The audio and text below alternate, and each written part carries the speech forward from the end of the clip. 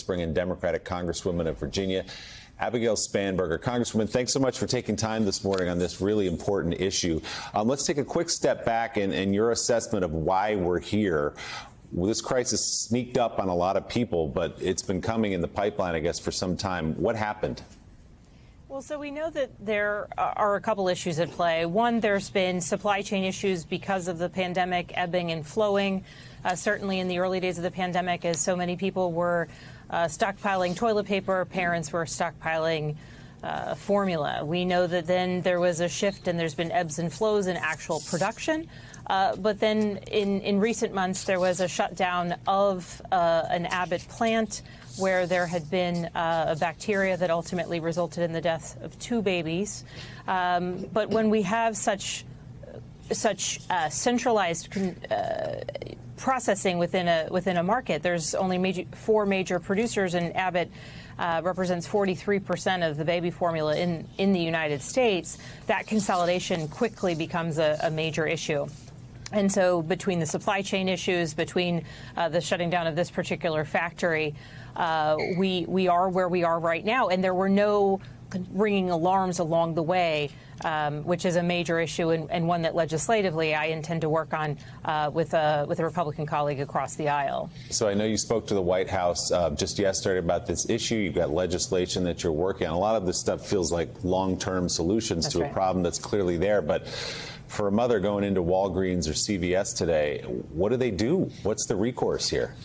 Well, I have 3 school-age children. All 3 of them, I relied on formula to feed my babies. So my heart is breaking for the parents who are worried about what comes next, worried about even if they can buy formula today because they're being limited in the stores as to how much they can buy, that they'll be able to buy it a couple days later when they need more.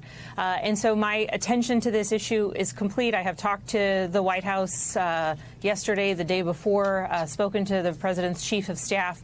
The important steps in the immediacy of right now, cutting through red tape, ensuring that we can get formula imported from overseas, quality formula that typically isn't coming into the United States because we do have our own domestic market, but making sure that we're bringing in that supply. I am not going to be satisfied with the results or the plans until there's formula on the shelves across the United States and parents have that peace of mind. And then long term, we have to look at what happened to get us to this point where there are not enough alarm bells along the way. Is there not a strategic stockpile of baby formula? Could the White House leverage the Defense Production Act right now, or can we meet the needs of parents through removal of red tape and tariffs and bringing in foreign supply? These are all of the things that I'm continuing to work on today and until this situation is solved, and planning for the future to make sure we never have this type of supply chain disruption again. Congresswoman Elise Jordan here. Thank you so much for taking on this issue, because I cannot imagine anything more petrifying than not having enough formula for your child that's under the age of 1. So this is critical. And my question for you is, you mentioned that some of the restrictions on imports of foreign but safe baby formula might be lifted. How quickly can that happen so that this immediate need is resolved? So this is the conversations that I was having with the White House. Ideally through FDA, that should be done quickly. We know that various types of formula produced throughout Europe meet or exceed standards, sometimes different formulation, but still meeting the basic health needs of babies, and certainly meeting the standards that we put on the baby formula that is marketed here in the United States. As a former CIA officer, I had one of my children overseas and relied on foreign European-made baby formula to keep her healthy and safe. So it's an issue of how fast can the federal government move on this, and my hope and expectation is quickly. And I think, Elise, as your viewers are thinking about what this means, we're talking about parents who endured a pregnancy through COVID, the shutdowns, the lockdowns, the fear that went along with that, and finally, as we are in this place where we're starting to really return to some future of a post-pandemic normalcy that we all hope for, to see the supply chain issue be so deeply focused and frightening for parents is just another hurdle that people are facing, and one that I want to see resolved as quickly as possible, because I know what that fear must be like for those parents, and we are working on this issue. So, Congresswoman Spangler, it's been quite a while since I've been to the store to buy Similac late at night. Quite a while. But my question to you is, and you mentioned that there have been no ringing alarms along the way to this crisis that we're involved in. This is the United States of America.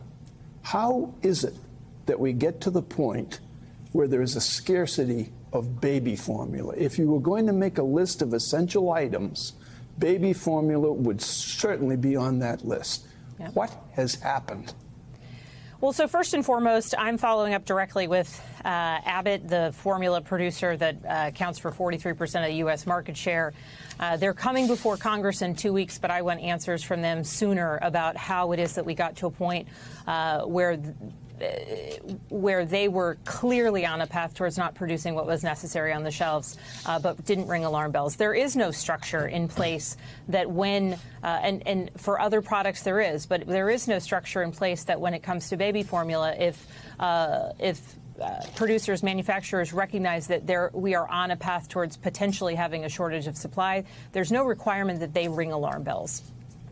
Secondly, another issue that exists is there's just consolidation in the market. And I know you had Senator Tester on earlier talking about consolidation within the meat processing plants and meat processing industry. And I work with him on that issue and carry the House companion of his special investigator bill, because we have seen the problems that exist when there are supply chain disruptions and closures within a consolidated meat processing industry. And the same is the circumstance that we are witnessing in the baby formula manufacturing industry. It is so consolidated that when there is a disruption in the supply market and when there is a closure of one factory, that months later we find ourselves in a circumstance where parents are desperately trying to feed their children and cannot obtain the formula they need. And this is, I think, to your point, this should not occur in the United States of America. So, looking at the consolidation in the 90s, there was